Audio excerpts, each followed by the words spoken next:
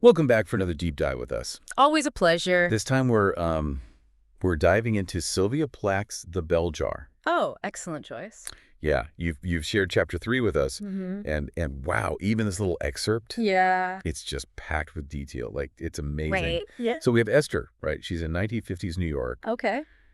She's a college student, and she's living this like dream life as a fashion magazine intern, but like under the surface. I don't know, there's this tension, this like contrast that really jumps out at me. Yeah. No, absolutely. I completely agree with you. The juxtaposition of that lavish ladies' day banquet Right. with those little like glimpses we get of Esther's more frugal upbringing. Yeah. It's fascinating, and it's almost like Plath is setting the stage for this internal conflict Yeah. right from the start. Like she's caught between these two worlds almost, like Yeah. the world of abundance and the world of scarcity. Mhm. And it plays out so strikingly in her relationship with food. Oh, for sure. What do you make of that? Well, food becomes this really powerful symbol of the whole chapter, and it functions almost like a language for Esther's unspoken desires Hmm. and anxieties, wouldn't you say? Absolutely. I mean, it's not even just that she loves caviar. Yeah. It's like she inhales it. Mhm. Like she wants to get the most out of this free buffet. Right. There's that sense of like, I'm getting away with something here. Yes, exactly. There's almost a sense of rebellion in that. Yeah. Like a rejection of this penny-pinching mentality that she seems to have grown up with. Exactly. And that speaks to that larger theme of societal expectations. Yes. Particularly for women in the 1950s, right food. Hmm. Especially luxurious food. It was so often associated with indulgence, Right. with stepping outside those prescribed roles of wife and homemaker. Mm-hmm. So Esther's almost aggressive consumption of caviar, Yeah. it could be seen as this subconscious act of defiance against those norms. It's really interesting how Plath contrasts that, though, with the avocado and crabmeat salad. Oh. It seems so simple, Right. but that dish holds so much significance for Esther. That's a great point. The avocado, like with its connection to her grandfather Yes. and those kind of clandestine Sunday deliveries, Right. represents a different kind of pleasure. Okay. One rooted in family and tradition and this sense of genuine connection. It's Yeah. almost like a nostalgic reminder of a time before Yeah. the pressures of societal expectations took hold. That's why maybe that banquet scene feels so unsettling, Mm-hmm. because she's surrounded by this abundance, right? This like symbol of success, but she doesn't seem to derive any real joy from it. Right, and that sense of disillusionment of things losing their meaning. Yes. That's something we see throughout the chapter, Yeah. That powerful description of the world shrinking into formulas. Yes. It's like Esther is experiencing a kind of existential crisis Right. where the prescribed paths to success don't hold any appeal anymore. And it's almost like her academic achievements, while impressive, Yeah. they seem to fuel that feeling rather than alleviate it. Okay. Like she excels in these really demanding courses, Yeah. but it's as though she's just going through the motions, Uh-huh. detached from the actual learning process. That detachment is crucial. Like she describes feeling physically ill while studying physics. Oh, right. Even though she gets an A in the class. Yeah. It highlights the disconnect between her outward success and her inward turmoil. You could just feel her yearning for something more than just like ticking boxes on a checklist. Yeah. She's intelligent, she's capable, but those achievements don't seem to be leading her towards any real sense of purpose or fulfillment. It's like she's playing the game by the rules, Mm-hmm. but the game itself has lost its meaning. Yes.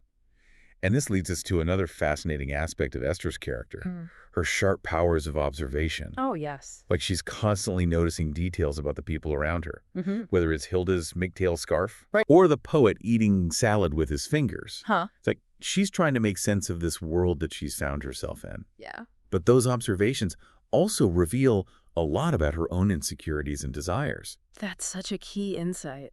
Plath uses those seemingly mundane observations Yeah. to provide this subtle commentary on class and gender roles Right. and the superficiality of high society. And those observations often come with a touch of irony or even cynicism, wouldn't you say? Absolutely. It's like Esther sees through the facade, Yeah, the performance of it all. precisely. And that cynicism, that sense of disillusionment, Yes. is further amplified by her interactions with other women, Mhm. particularly Doreen and JC. Oh, yes. Doreen, her roommate, Yeah. she embodies this carefree, rebellious spirit that Esther seems both drawn to and wary of. Right. It's like she sees a glimpse of freedom Yeah. in Doreen's behavior, but also senses the potential dangers of fully embracing that kind of nonconformity. It's a classic example of that double bind that women so often face, and still face to some extent, where society simultaneously encourages and punishes female independence and assertiveness. And then there's JC, her editor, Yes. who represents a different kind of pressure. The pressure to succeed within the established system, to conform to a specific set of professional expectations. That dynamic is so crucial to understanding Esther's journey. Yes. JC's blunt advice, her emphasis on standing out from the crowd, it highlights that competitive atmosphere of the time, especially for women trying to make their mark in traditionally male-dominated fields. It's almost like Esther is being pulled in two opposite directions. On the one hand, she has this intellectual curiosity. Yeah. This desire to explore and understand the world on her own terms. Yes. But on the other hand, she's bombarded with messages about what she should be doing, who she should be striving to become. And that tension, that internal conflict, is what makes Esther such a compelling and relatable character. Yes. Even decades later. Absolutely. Her struggle to reconcile her own desires with societal expectations is something that resonates with so many of us. It really does. I think. Yes, for sure. It feels like Esther's constantly navigating this minefield of expectations. Right. Yeah. Even something like learning languages, which JC presents as like essential for a successful editor. Yeah.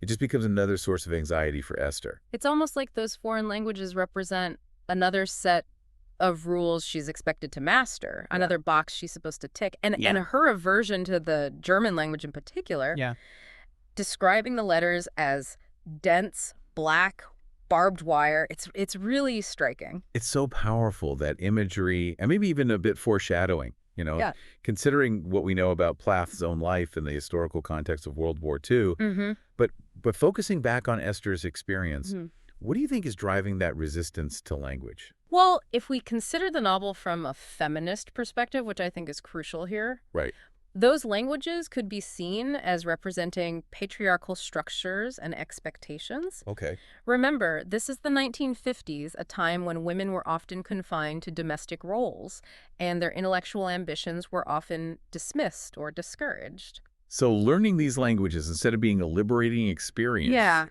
it feels like another form of confinement for Esther. Exactly, like she's being forced to conform to a way of thinking and being that just doesn't align with her own desires.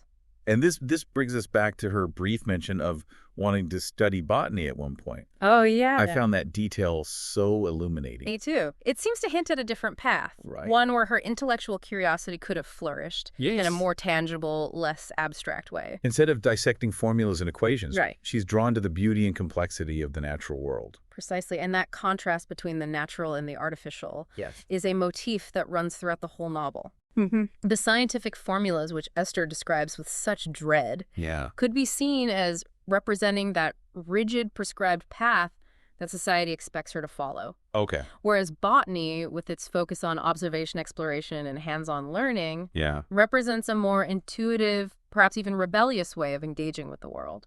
It's like she's yearning for a kind of knowledge that feels grounded in experience, not just abstract theories. Yeah. But the world, she's entered the world of prestigious internships and competitive career paths. Right. It seems to prioritize conformity and ambition above all else. And that brings us back to that central question: what does it truly mean to succeed? Mm-hmm. Is it about achieving external validation and accolades? Right. Or is it about finding a path that aligns with our own unique talents and passions? That's a question that feels so relevant today. Yeah. Even decades after Plath wrote The Bell Jar. It really does. We're still bombarded with messages about what we should be doing, who we should be striving to become. Absolutely. But Esther's story reminds us that those external markers of success, they don't always guarantee happiness or fulfillment. And sometimes the most courageous act is to question those expectations. Yes. To step outside those prescribed paths and forge our own way. Even if that means facing uncertainty and discomfort. Even if it means facing those things. Yeah. Because ultimately the journey of self-discovery is about more than just achieving goals. Right. It's about understanding who we are at our core what truly matters to us, and then having the courage to live in alignment with those values. That's such a powerful message. It is. And I think it resonates with anyone who's ever felt lost or uncertain about their place in the world. Absolutely. It makes me think about Esther's relationship with Doreen. Right. She seems to embody this sense of rebellion and self-assurance that Esther admires, but also struggles to fully embrace. That's an astute observation. Doreen represents a kind of freedom that Esther both craves and fears. On the one hand, Doreen seems to effortlessly navigate the social scene, flouting conventions, challenging authority. Right. But on the other hand, her choices often lead to messy, complicated situations. It's like Doreen embodies both the allure and the potential pitfalls of nonconformity. Yeah. And Esther, who is more cautious and introspective, Right. she's drawn to Doreen's boldness, but also recognizes the risks involved in breaking free from those societal expectations. And those risks were even greater for women in the 1950s. Right. Society had very clear ideas about how women should behave, what roles they should play. Yes. Stepping outside those boundaries could have serious consequences, both personally and professionally. So for Esther, the choice isn't simply between conformity and rebellion. Right. It's about finding a way to navigate these complex social structures while staying true to herself, and that's a delicate balancing act. Absolutely. It's about recognizing the power dynamics at play, the limitations imposed by societal norms, and then finding ways to assert your own agency within those constraints. Right. And that requires a level of self-awareness and critical thinking that Esther is clearly developing throughout this chapter. And that development is evident in the way she observes and analyzes the people around her, particularly the women. It's like she's trying to decipher the unwritten rules of this world, the subtle cues and signals that dictate social interactions. And those observations often reveal a sense of both fascination and disillusionment. Right. She's drawn to the glamour and sophistication of the magazine world, but also sees the pettiness, the competition, the underlying anxieties that fuel those social dynamics. It's like she's peering behind the curtain. Right. And realizing that the wizard isn't quite as powerful as he seems. Exactly. And that realization is both liberating and unsettling. Yeah. It frees her from the illusion, but it also leaves her with a sense of uncertainty and unease. Right, because if the prescribed paths to success don't lead to genuine happiness, then what does? That's the question that hangs over this entire chapter. Yes. And it's a question that Plath explores with such nuance and depth. But before we get too far ahead of ourselves, I want to circle back to that phone call with JC. Yeah. That scene felt so pivotal, so loaded with tension. Yeah, it felt like that phone call just like shifted the energy of the whole chapter. Yeah. Like it just yanked Esther out of her daydream Right. and back into this harsh reality of this like competitive world she's trying to break into. It's such a brilliant use of pacing by Plath. Yes. You know, we have the buildup of tension as Esther's like anticipating the call, hoping to avoid it. Yeah. And then bam. Yeah. JC's voice comes crashing in, bringing with it this wave of expectations and demands. And it's not even just that JC is demanding. Right. It's like her words are almost laced with this underlying threat.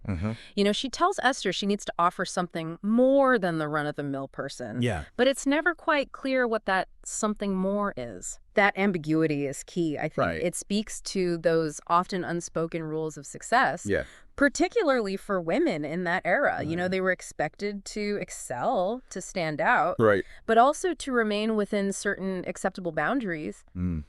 Too much ambition could be seen as unfeminine or even threatening. So Esther's caught in this double bind, striving for success, but also fearing the potential consequences of achieving it. Exactly. Yeah. And that fear is further amplified by that competitive atmosphere that JC describes. Right. You know, hundreds of girls flocking to New York with the same dream, Yes. all vying for a limited number of spots. Yeah, it's like a pressure cooker. It is a pressure cooker. And Esther's clearly feeling the heat. Yes. It makes you wonder if part of her disillusionment stems from realizing that even if she achieves all these external markers of success, Right. the internships, the publications, the accolades, Yeah. it might not actually bring her the fulfillment that she's seeking. That's a profound insight. And I think it lies at the heart of the bell jar. Yeah. Plath is forcing us to confront this question. Right. What happens when the things we're told we should want don't actually align with our true desires? And how do we even begin to figure out what those true desires are Right. when we're constantly bombarded with messages about who we should be and what we should be striving for? That's the challenge, isn't it? Yeah, it really is. It requires a level of introspection and self-awareness that can be difficult to cultivate, Right. especially in a world that values outward achievement above inner exploration. But maybe that's where the symbolism of food comes back into play. Oh, interesting. We have Esther indulging in the caviar, Yeah. rebelling against that frugality of her upbringing, but ultimately finding it unsatisfying. Right. And then we have the avocado, that simple pleasure, Mm-hmm. rooted in family and tradition, Yeah. representing a different kind of nourishment. That's a brilliant connection. Right. It's almost as if Plath is suggesting that true nourishment, true fulfillment, comes from connecting with our authentic selves, Right. with the things that bring us genuine joy and meaning, Yes. rather than chasing after those external markers of success. And that journey of self-discovery can be messy and uncomfortable. Oh, yeah. As Esther's experience so vividly illustrates, she's constantly questioning, doubting, making mistakes. Right. But those experiences are ultimately shaping her understanding of herself and the world around her. Exactly. Plath isn't offering a simple solution or a clear-cut path to happiness. Instead, she's inviting us to embrace that complexity of human experience. Yeah. The uncertainties and contradictions that make us who we are. And that's what makes the bell jar such a powerful and enduring work. Incredibly. It doesn't shy away from the darkness, the struggles, the messy realities of life. Yeah. But it also offers this glimmer of hope. Right. This reminder that even amidst the chaos, there's always the possibility of growth, self-discovery, and ultimately a kind of liberation. Well said. As you continue reading The Bell Jar, Yeah. I encourage you to pay attention to those moments of growth, those glimmers of hope that emerge amidst Esther's struggles. Right. And ask yourself, what does it mean to live a truly authentic life, even in a world that often tries to define us? That's a fantastic point to leave our listeners with. It was my pleasure. Thank you so much for joining us for this deep dive into Sylvia Plath's The Bell Jar. Yes, thank you. We hope it's given you some new insights and perhaps even sparked some deeper questions about your own journey of self-discovery.